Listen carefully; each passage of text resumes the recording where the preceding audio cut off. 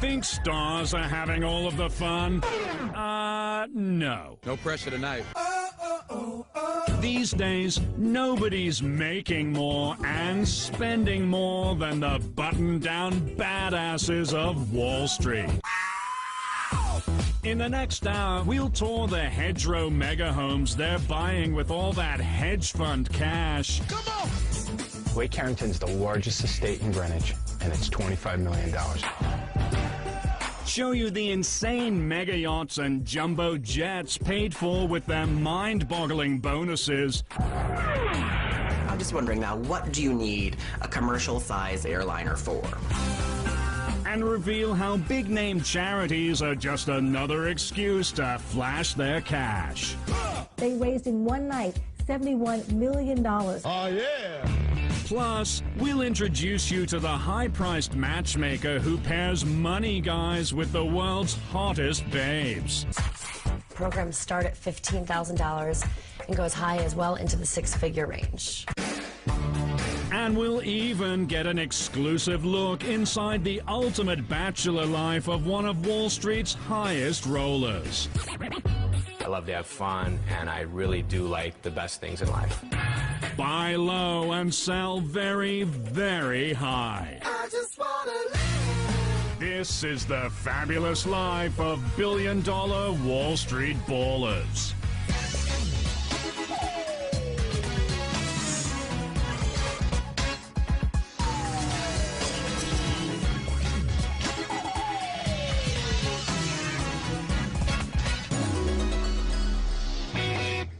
Tom Cruise, Denzel Washington, Johnny Depp.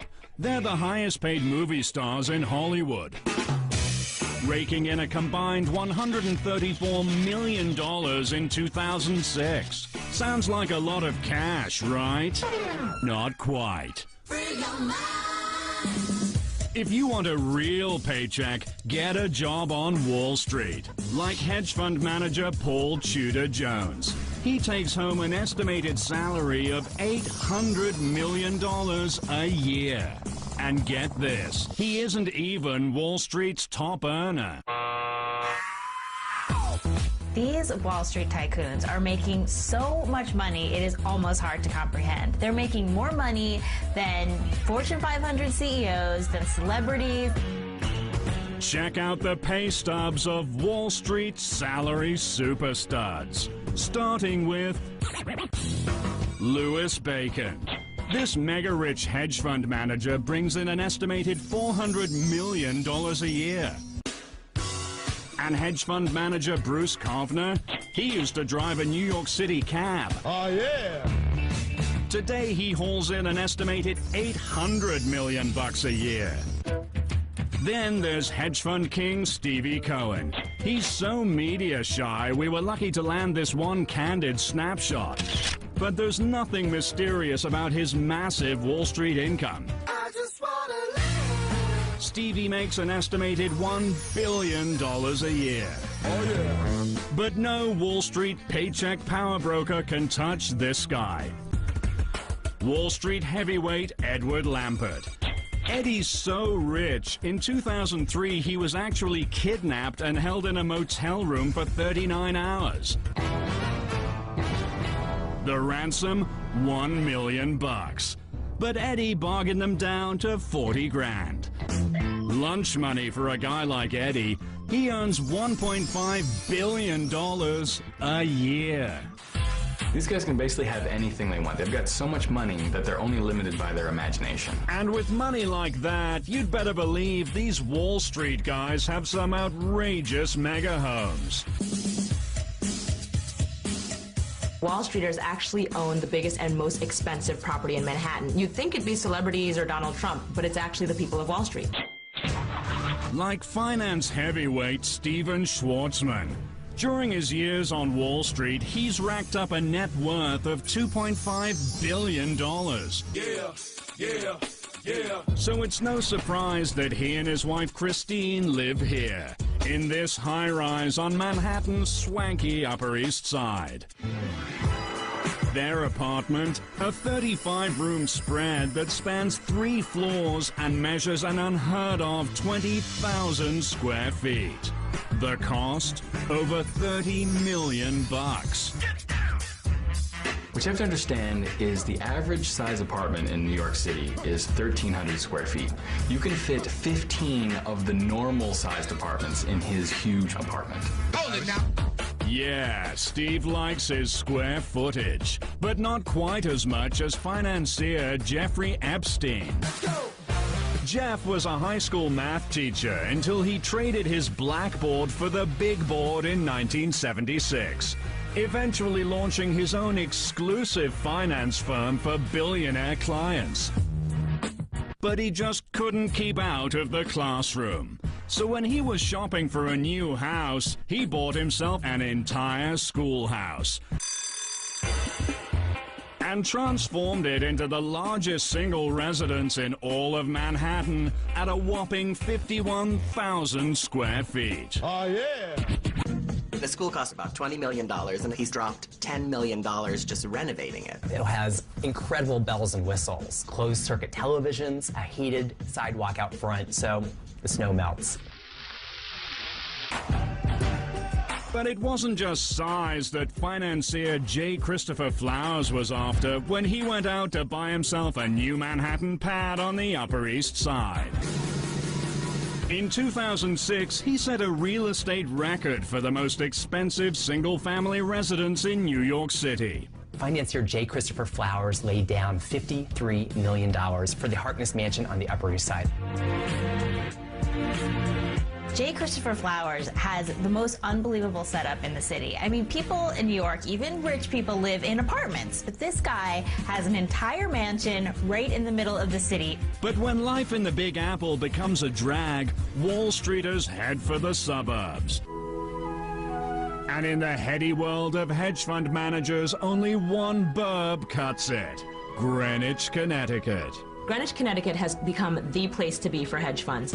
They already have these huge houses in Greenwich, so they figure, why commute? They don't have to. Of the $1.2 trillion invested in hedge funds around the world, $120 billion is managed in Greenwich, Connecticut. And in Greenwich, the mega homes come with insane amenities fit for Wall Street moneybags, like 3,000 bottle wine caves, private movie theaters, and indoor basketball courts with 60-inch plasma screens, standard.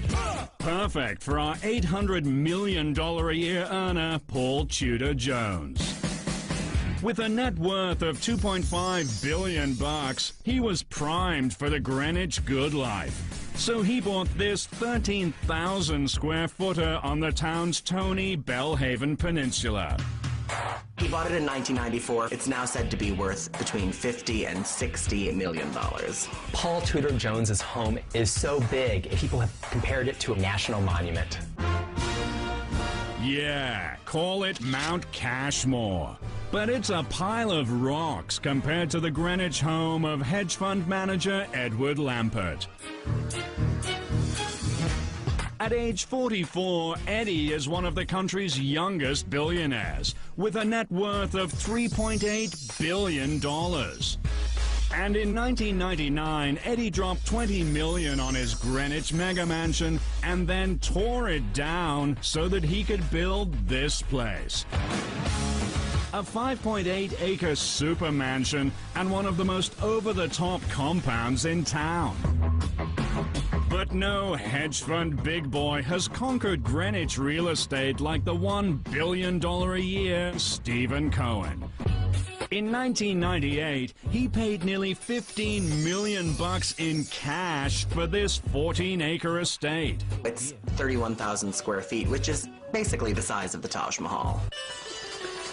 And Stevie's joint makes the Taj look like a truck stop.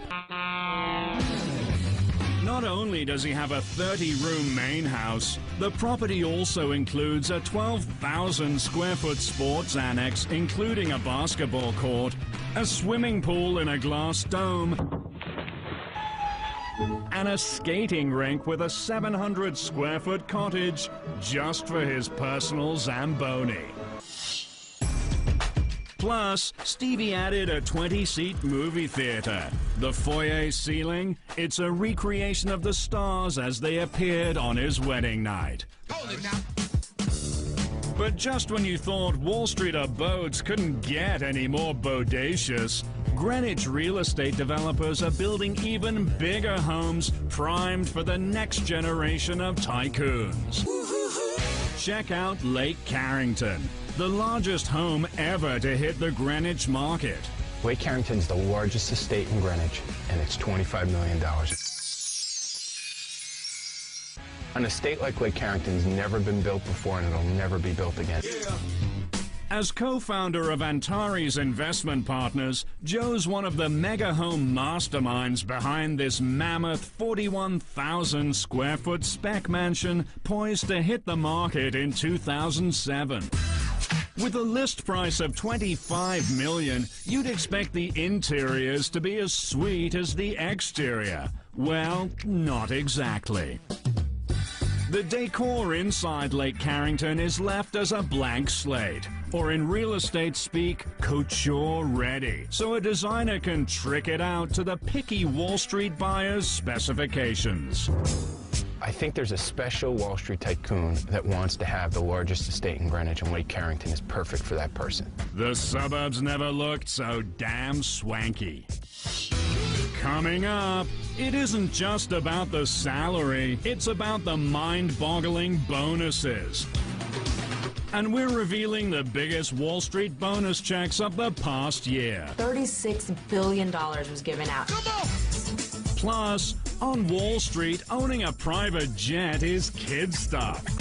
It was actually reported that he was the youngest person ever to buy a G4. And later, sure, greed is good, but the new way to flash your cash on Wall Street is charity. When the fabulous life of billion-dollar Wall Street ballers returns.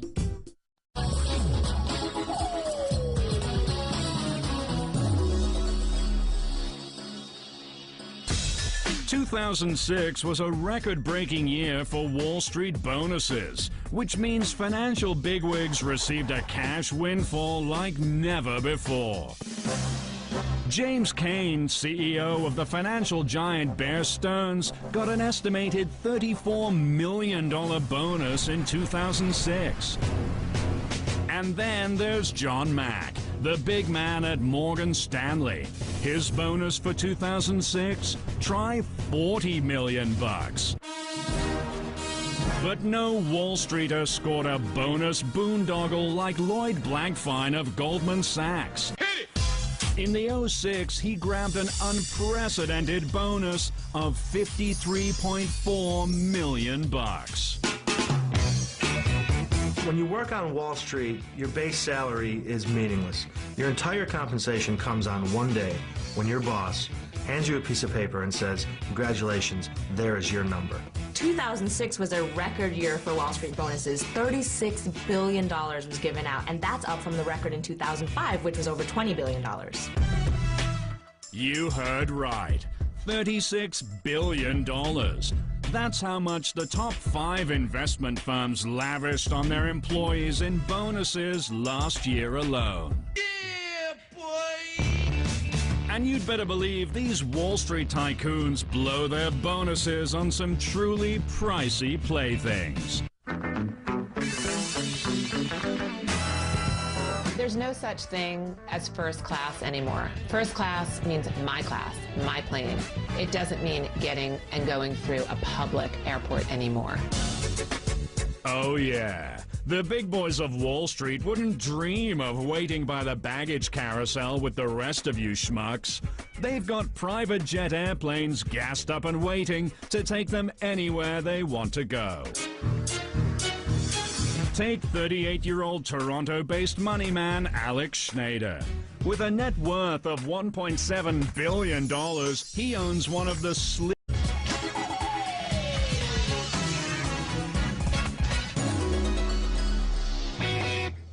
Tom Cruise, Denzel Washington, Johnny Depp.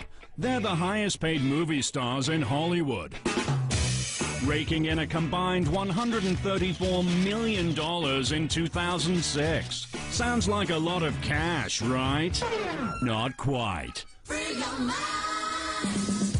If you want a real paycheck, get a job on Wall Street, like hedge fund manager Pt1 Jones. He takes home an estimated salary of $800 million a year. And get this, he isn't even Wall Street's top earner. These Wall Street tycoons are making so much money, it is almost hard to comprehend. They're making more money than Fortune 500 CEOs, than celebrities. Check out the pay stubs of Wall Street salary superstuds, starting with Lou. Think stars are having all of the fun? No. No pressure tonight. These days, nobody's making more and spending more than the button-down badasses of Wall Street. In the next hour, we'll tour the hedgerow mega homes they're buying with all that hedge fund cash. Come on! Wade Carrington's the largest estate in Greenwich, and it's $25 million. Show you the insane mega yachts and jumbo jets. And we'll even get an exclusive look inside the ultimate bachelor life of one of Wall Street's highest rollers. I love to have fun, and I really do like the best things in life. Buy low and sell very, very high. I just wanna live. This is the fabulous life of billion-dollar Wall Street ballers.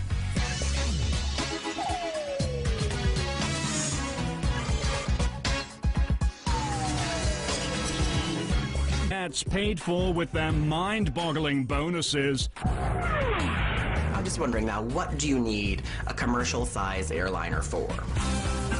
And reveal how big-name charities are just another excuse to flash their cash. They raised in one night $71 million. Oh, yeah. Plus, we'll introduce you to the high-priced matchmaker who pairs money guys with the world's hottest babes. Programs start at $15,000 and go as high as well into the six-figure range.